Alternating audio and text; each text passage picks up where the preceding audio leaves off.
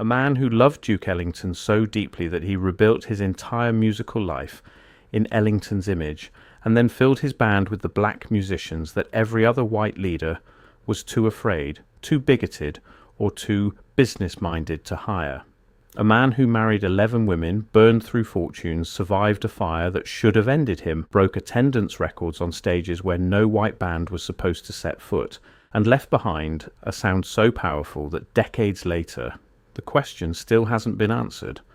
Who gets to play what and with whom on the American stage?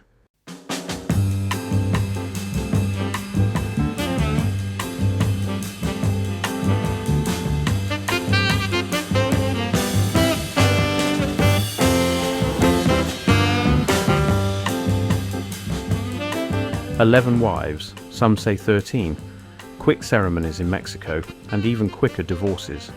A man who treated matrimony the way other men treated a weekend impulse. His grandfather was a vice president of the New York Central Railroad, a banker, a titan of Gilded Age money. The family owned the kind of wealth that writes futures for people before they're old enough to object. He was raised in private schools, groomed for law, groomed for business, groomed for a corner office, and a respectable life. He threw every single bit of it away for a saxophone. He put Roy Eldridge on his bandstand, a black trumpet titan sitting in the brass section of a white orchestra in 1937. He hired Frankie Newton, John Kirby, Lena Horne, years before Hollywood knew her name. Black musicians, not as guests, not as novelties, but as permanent, featured members of his band, in an America that told him those musicians belonged in a different room. He walked into the Apollo Theater, Harlem's sacred ground, Black America's stage, as a white bandleader, and he broke their attendance records. He idolized Duke Ellington so completely, so publicly, that Ellington himself tipped his hat back and recorded one of his tunes, a white man worshipping a black genius, and the genius saying, "I hear you." His name was Charlie Barnet, Charles Daly Barnet.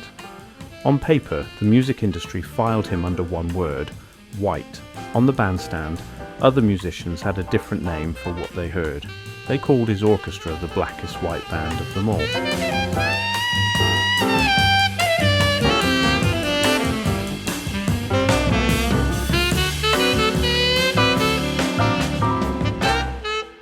Charlie Barnet's story begins as far from a smoky jazz club as you can get.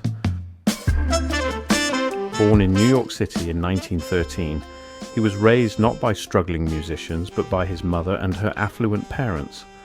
His grandfather, Charles Frederick Daly, was a railroad executive, a banker, a man for whom the American dream had already been built, furnished and paid for. Charlie was supposed to follow the script. Instead, he rebelled. Piano lessons bored him. He gravitated toward rhythm, banging on his mother's hatboxes and expensive household items like makeshift drums. By his early teens, he had fallen hard for jazz, picked up the saxophone and started sneaking out at night to hear bands instead of studying for the conventional career his family had imagined. While his grandfather pictured him in a corner office, Charlie pictured himself on a bandstand. And he had one enormous advantage that almost no other young jazz musician possessed: money. Where other band leaders scraped together funds for instruments and rehearsal space, Barnet could finance his own groups, absorb losses, take wild musical risks and start over again if things collapsed. His wealth was a safety net that stretched across decades, covering flop bands, failed marriages, the end of the swing era itself, and a personal life that would have financially ruined anyone without a family fortune underneath them.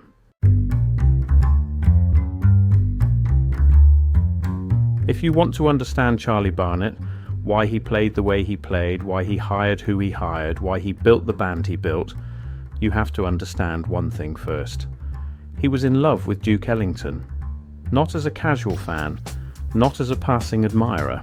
From the moment Barnet first heard the Ellington Orchestra, something locked into place.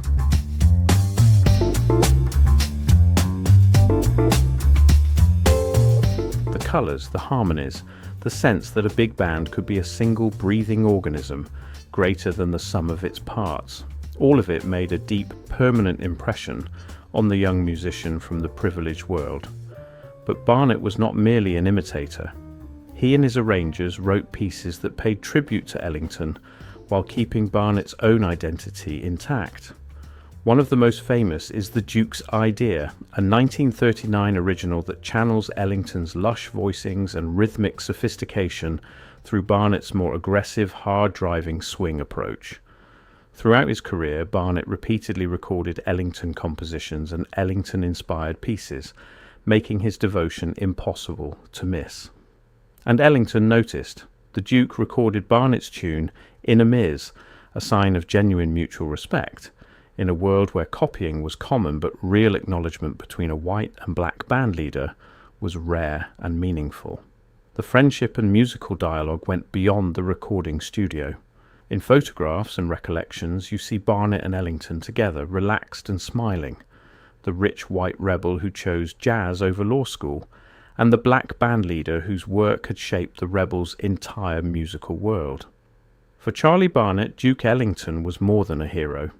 He was proof that the big band could be high art, and that labels, whether musical or racial, could be bent, blurred, or quietly ignored when the music was good enough. On October 2nd, 1939, Charlie Barnet's orchestra was at the Palomar Ballroom in Los Angeles, one of the most important dance venues on the West Coast. That night, a fire swept through the building. It destroyed everything: Barnet's instruments, his band's music library, their arrangements, years of work gone in a few hours of smoke and flame. For most bands, that would have been the end. No charts means no show. No show means no income. No income means the musicians scatter. But here is where the community Barnet had built by crossing racial lines came back to save him. Count Basie, another black band leader Barnet idolized, stepped in and loaned Barnet his own band's chart so that Barnet could fulfill his next engagement. Other musicians and arrangers contributed material. The jazz world rallied around him, not because he was wealthy, but because he had earned their respect by treating black musicians as equals when almost no other white leader would. Barnet rebuilt. Within weeks, the orchestra was back on the road, tighter and angrier than before. The fire, which should have ended his career, instead cemented his reputation as a survivor and deepened the bonds between his band and the black musicians who had saved it. On paper, Charlie Barnet was another white band leader in an era that sorted music and musicians along rigid racial lines. Radio promotion, hotel contracts, booking agencies, and even union rules all reinforced the divide. White bands played white venues, black bands played black venues. Everyone understood the system, almost everyone obeyed it. Barnet did not. By the late 1930s, while many white orchestras wore their segregation as a badge of respectability, Barnet began hiring black musicians in real numbers, not as novelty guests but as permanent featured members of his orchestra. In 1937, he brought in trumpeters Roy Eldridge and Frankie Newton, and bassist John Kirby, all major figures in black jazz. Soon after, a young singer named Lena Horne joined the band, one of her first important national platforms before she became a Hollywood star. This was not tokenism. This was not a single black soloist brought out for one number and then sent backstage. Barnet integrated his sections. Black and white musicians sat next to each other, played the same charts, rode the same bus, and shared the same bandstand night after night. The sound of the band reflected the choice. Barnet's orchestra favoured hard-driving, riff-based swing, closer in feel to the black bands of Count Basie and Duke Ellington than to the polished, sweet hotel orchestras that most white leaders aspired to. The groove was so powerful, so unapologetically rooted in black musical traditions that other musicians gave it the nickname that would follow Barnet for the rest of his life: the blackest white band of them all.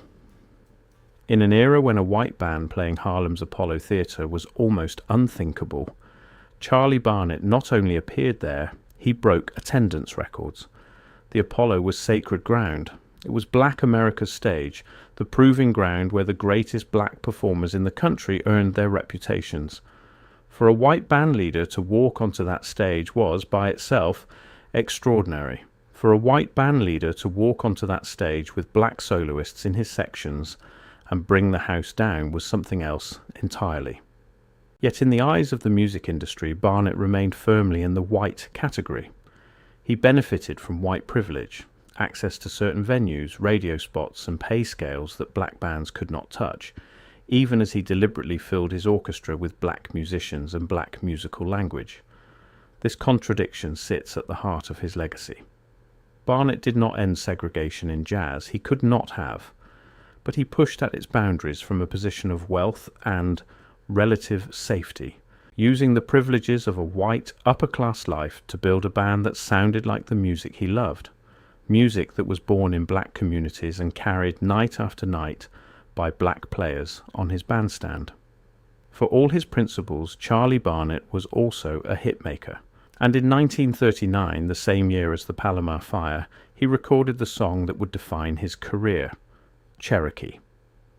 Written by British bandleader Ray Noble, Cherokee became a sensation in Barnet's arrangement, a blazing, up-tempo showcase that highlighted everything his band did best: speed, power, and an almost reckless sense of swing. It shot to the top of the charts and became his signature tune for the rest of his life. Other hits followed. Skyliner in 1944 became another classic, a moody, romantic number that showed the band's range beyond sheer power. Pompton Turnpike and Redskin Rumba filled dance floors across the country. Barnet's band may never have achieved the household fame of Glenn Miller or Benny Goodman, but among musicians, among people who understood what real swing felt like, his orchestra commanded enormous respect. And much of that respect came from the simple fact that the band sounded the way it sounded, because Barnet hired the players he believed in, regardless of the colour of their skin. On stage, Charlie Barnet's music swung hard. Off stage, his life swung even harder. Barnet was married 11 times, by his own count. In his autobiography, he joked that many of those early marriages were marital fiascos, quick ceremonies in Mexico followed by equally quick annulments. Some sources suggest as many as 13 trips down the aisle. The exact number depends on who's counting and how generous you are with the definition of marriage.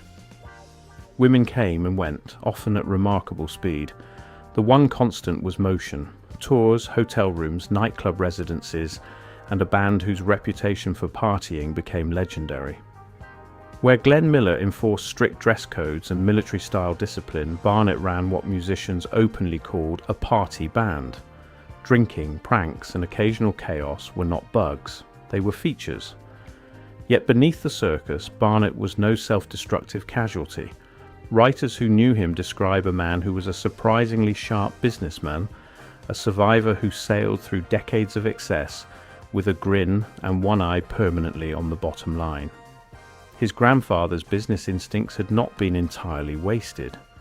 By the time Charlie Barnet married for the 11th time to Betty Thompson in 1958, something had shifted. This marriage lasted 33 years, right up until his death. A rare stretch of stability from a man whose romantic life had resembled a revolving door. In retirement, the playboy reputation didn't fade so much as change its address. Barnet settled into Palm Springs with Betty, complete with the oleander-ringed pool, the his and hers Cadillacs, and that 46-foot yacht docked in San Diego for when the desert heat became unbearable. For the man they called Mad Mab, it was, finally, a kind of peace. The saxophone was put away. The buses stopped rolling. The band had scattered to other gigs, other lives, but the records remained. Charlie Barnet died on September 4th, 1991, in San Diego. He was 77 years old. Reports attributed his death to pneumonia following years of declining health from Alzheimer's disease. Obituaries remembered him as a major swing-era musician, a colourful personality, and a bandleader whose career spanned 4 decades. But the real story was messier, louder, and far more interesting than any obituary could capture. His band never quite achieved the fame of Benny Goodman or Glenn Miller, but musicians never forgot that sound, the roaring sax sections, the Ellington-shaped colours, the relentless swing that earned him the title nobody else could claim. Charlie Barnet did not solve the contradictions of race and class in American music. No single person could have.